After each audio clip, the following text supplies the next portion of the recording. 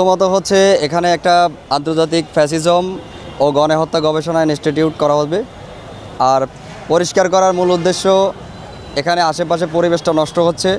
5 আগস্টের পরে এখানে প্রস্রাব পায়খানা করে বিভিন্ন রকম নোংরা পরিবেশ তৈরি করছে, যেটাতে মশা মাছি তৈরি হচ্ছে, আশেপাশে পরিবেশ বিঘ্নিত হচ্ছে, নষ্ট হচ্ছে। তো আমরা যেহেতু পরিত্যক্ত বিল্ডিং আপনার প্রায় 1 বছর মতো পড়ে আছে, এখানে বিভিন্ন খারাপ মানুষের আড্ডা চলছে, পরিবেশটা ভয়ঙ্কর হয়ে উঠছে। তো আমরা চিন্তা করতেছি যে এটা পরিষ্কার পরিচ্ছন্ন কইরা আমরা এখানে একটা ইনস্টিটিউট তৈরি করি ছাত্র জনতার পক্ষ থেকে। যেহেতু একটা বিল্ডিং এতদিন ধরে পড়ে আছে একটা বাণিজ্যিক এরিয়ার মধ্যে, এটারে অবশ্যই কাজে লাগানো উচিত।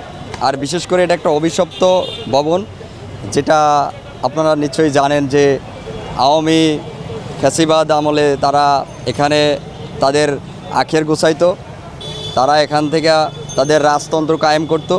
তো আমরা এখন সেটা আর হতে দিতে চাই না, বাংলাদেশের মানুষও আর সেটা চায় না। আচ্ছা, এই ইনস্টিটিউট কাদের নিয়ে হবে, মানে সদস্য কারা থাকবে? এখানে ছাত্র জনতার উদ্যোগেই করা হবে। যেহেতু এই একটা ইনস্টিটিউট, অবশ্যই এখানে বাংলাদেশের প্রত্যক্ষ পরোক্ষভাবে প্রত্যেক মানুষই এখানে অবস্থান করতে পারবে। হ্যাঁ, পরিচয়টা কি দিবেন? আমার পরিচয়টা, আমি একজন শিক্ষার্থী এবং আমি ছাত্র জনতা। জি, ইউনিভার্সিটি হচ্ছে আমি টঙ্গী সরকারি কলেজ, গাজীপুর। আচ্ছা, আপনারা এটা করছেন মূলত কোনো দলের পক্ষ থেকে নাকি নিজেদের? আসলে এটা কোনো দলের পক্ষ থেকে করা হয় নাই, এটা সার্বিকভাবে করা হয়েছে, ছাত্র জনতার উদ্যোগেই করা হয়েছে।